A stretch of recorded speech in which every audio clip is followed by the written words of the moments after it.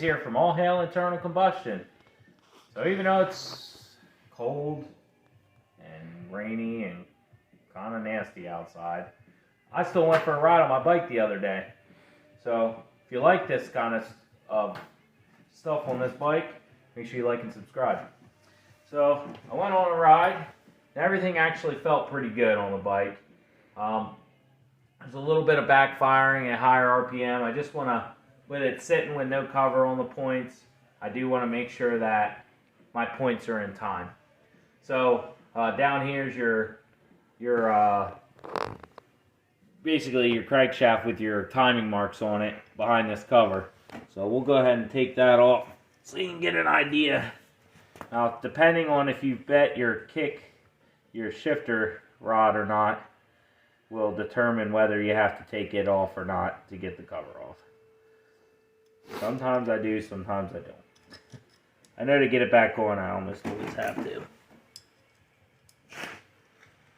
A little bit of mud in that one. So these aren't normally Allen keys. I swapped these out.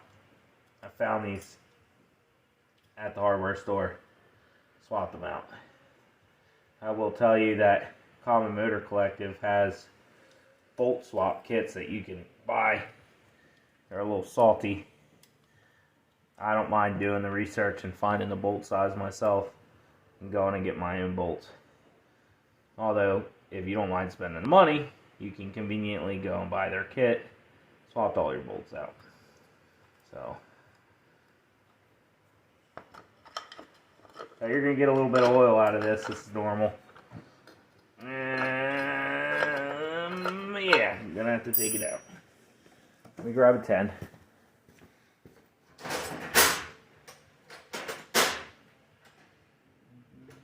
You know, 10's the most sought after socket, but I seem to have good luck with the wrenches. So you just, on the 10 mil on this, typical Honda fashion, 10 millimeter, 10 millimeter or 8. Cars are the same way. It's quite nice.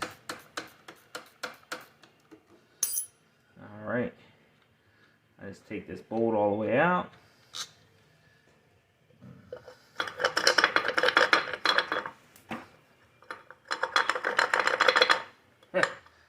Yeah. Flathead. Sure came prepared for the job.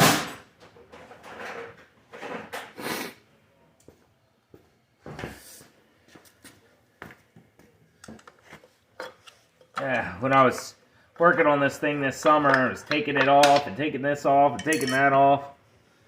A little bit of man glitter in there. I think it is. Remember, I said I heard some noise from the top end, so that's something to always be wary of and pay attention to what you're doing. So, I already loosened my spark plugs. Just take your spark plugs out, both sides. You're going to have to turn the motor over. This side looks like it was running pretty healthy, as you can see. Nice brown coating, not too much oil. Smells alright, smells like a nice healthy burn. Like I said, both sides. Nothing to see over here, just taking this out. Before I get started, I usually make sure that I have power to my battery, my test light. I can bring that down. Now, the important thing to remember is that you don't want to leave your ignition key on the entire time that you're doing this, because your ignition coils do heat up. And when they heat up, that causes excessive wear and can cause issues down the road. Maybe premature. Maybe it won't do anything at all, but I think it doesn't hurt. So, first thing, this is left cylinder, the other side's right. You have markings on your flywheel here. There's left timing, left fire, and timing marks. So what you're concerned with is the fire marks. You want the F mark on the compression stroke to perfectly go off when that comes around. So first, let's find we're working with the left side, so I put my finger over it. Oh, that was the left fire. So let's spin it back around. It'll be 180 degrees. That's letting the exhaust out now. So we come back around. We know left fire is going to be next. What I do on this, because these are such a small area and you don't want it grounding out to the body, is I take a little alligator clip. Sometimes even grip it inside here if you can manage. Grip it right on that nut. Put my booty over it. And go ahead and stick my test light in. Clip the one to the other so that we're making a good connection. Of course, if you have a test light with a little alligator clip, that would probably work really well too. So make sure your ignition switch is on and that your ignition cutoff switch is also on. You know, you don't want to be doing something like that. So basically, when you come around to the left fire, see,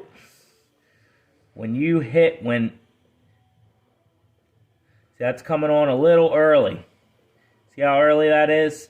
My left fire mark is all the way over here. You can see it right here, and it's coming on all the way back here.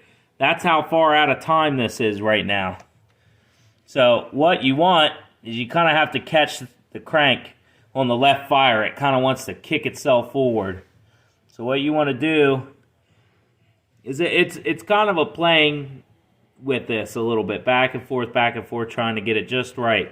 But just as this mark hits this marker on this, I mean, you want it to be perfect. The closer you can get it, the better the bike will run.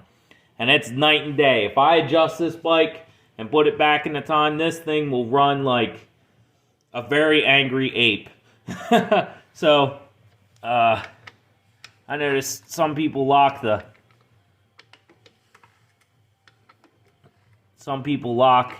this in place on the left fire. I don't find it to be necessary. I just put it behind as close as I could get it. So, yeah, the light should be off right there, but it's coming on right there. So, I'll put it back a little bit more, forward a little bit more. I just kind of hold it in place. There we go. Okay, now I get my Allen keys out.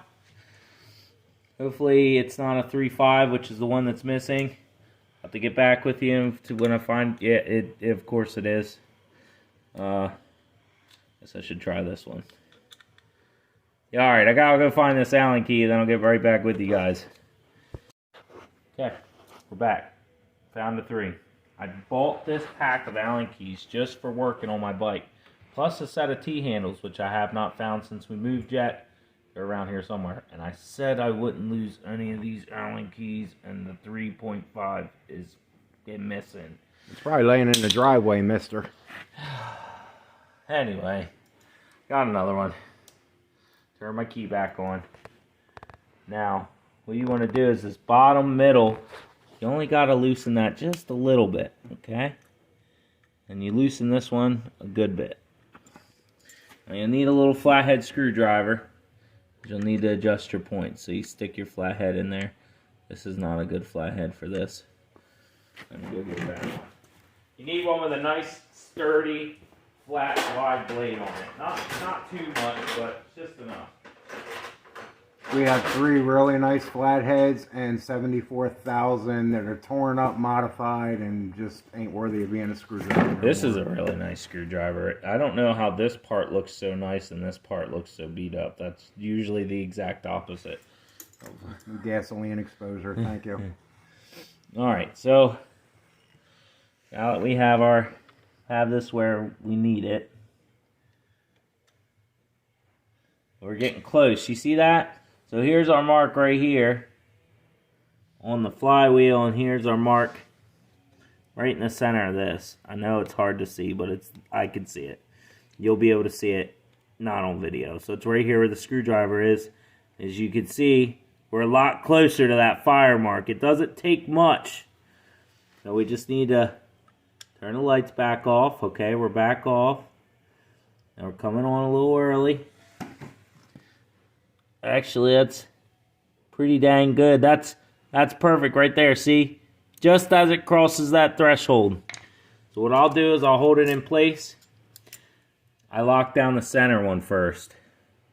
If you lock down the top one first, it will move the plate on you. If you lock the middle one down first, it won't move the plate on you. Why does that feel stripped out? Hey, that might be why my points are moving. I will tell you one frustrating thing about this points plate is exactly this. The never-ending battle with the points stripping and the threads stripping, and that one's tight. So for sake of the video, we'll go ahead and put the other one in time, and I know I need to tap that out and put a new nut. So before we even loosen the right side, we'll turn the bike over. Put our thumb over the hole on the right side. Feels like we're on compression stroke right now. Maybe. Yep. That's the compression stroke. And there's the fire mark. So it's coming on a little early as well. We'll go ahead.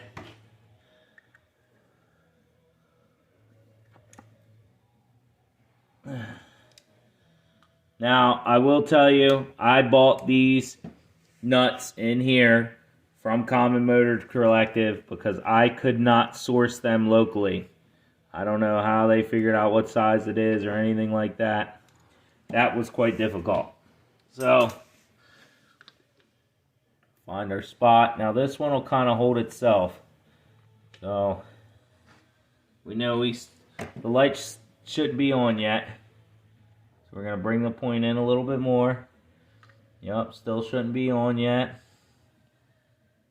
It should be on by now. So,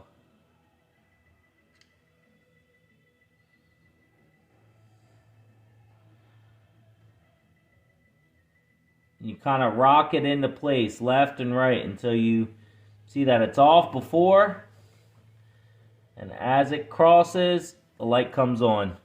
That's beautiful. So I hold it right on the mark, tighten our center down, tighten our top. All right, and then double check it. That's great. Now sometimes I think the theory is, some of the other videos on the timing, I've seen guys say that this mark isn't important at all. I will say, as my points wore in, and I can tell a difference when the points come out on this bike. It starts running like crap. I've stopped on the side of the road, I've pulled this cover off, loosened this plate down, and advanced the timing on both sets of points just a little bit. Bumped it up a little bit on the timing, and the bike came right back. I didn't have to adjust my points. I didn't have to do this process again. Sometimes when you're out and about, you don't have all the time or the tools to do your timing, but you can pop this cover off, slide everything forward. Now, if you don't like messing with points, there's a couple aftermarket companies that do electronic ignition. It deletes the points. There's 2 Hall effects that go around the cam, boxes that go up underneath the gas tank, and it eliminates this whole issue here with the points. We'll say because of the quality of points now, you'll get about 3,000 to 5,000 miles out of them, maybe a little bit more, you know, if you really clean and take care of them. But so we put this in the time. The bike's cold. I haven't started it yet today. So let's see how it fires up. Maybe it'll react a little bit better. It ain't going to fire up with no spark plugs, mister. Hey, that's a good point. Let's put them spark plugs back in it, and then we'll give it a fire. It's always the simple things that get you. Yeah. Like spark plugs. We're creating spark, but there ain't no spark plugs. I think I would have figured that out eventually after I killed the battery. Guess it's better than starting your car with no oil in it, though. That's a bad day. I've never done that before. Although I did do a Dodge Intrepid one time, oil change, and yeah. I did not realize, because it was in a tight spot, that the oil filter ring. Now, these are in my early days, so, you know, you learn lessons. And I'm sure some of you are saying, early days, you're still young yet. But I started working on cars at a young age. but the O-ring got stuck, and I put another oil filter on top of the old O-ring. And I guess 2 O-rings on an oil filter does not actually keep more oil out. It actually just lets it all come out. Now, I noticed it because I always start the car and check for leaks. It's something I've always done and always have done. So as soon as I seen the oil pouring out, I shut the car off. So no damage concurred. So when you do oil changes, especially if you're just starting out, check for leaks when you start the car. You never know. Well, considering it was an Intrepid, it probably wouldn't have been a bad thing if it blew up, but it wasn't your car, so. We just did a timing set on it, so really didn't want it blowing up after doing a whole timing kit on it. And that was not fun. I had to take the radiator and the whole front end of the car out just to do the timing. Which I guess, we had to do that on the Ford truck. But, hey, make sure you like and subscribe. Especially if maybe you like one of the other videos like the Ford or my dad's bike. Make sure you comment what you'd like to see more content on, and, well, like the video anyway, even if you don't like it. Anyway, so we got spark plugs in. Everything's tuned up. Good to go. If you start it with this cover off, it is not going to spray oil everywhere. It'll be okay for a test fire. Alright, choke's closed. Fuel's on. Okay, well, let me kick start it. Beauty of this bike. One kick.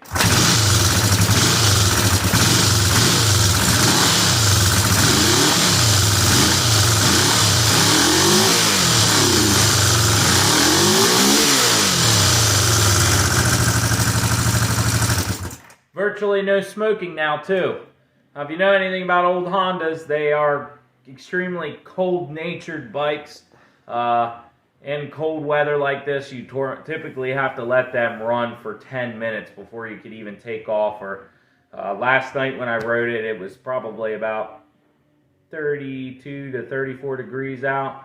It took about 5 or 10 minutes going down the road. It scared the hell out of me. I was riding along, and the bike kind of seemed like it was running like crap, and I was wondering what was going on, and then all of a sudden it, bow, snapped and shot off like a rocket. So they ran great last night. Yeah, filled the fuel up. I need to take it and get it a bath. Since it's running good and it's being a well-behaved motorcycle, I guess I can give it a bath now. Anyway, this is all hail internal combustion.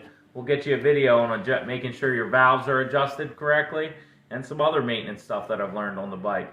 Till next time, make sure you like and subscribe. This is James from All Hail Internal Combustion.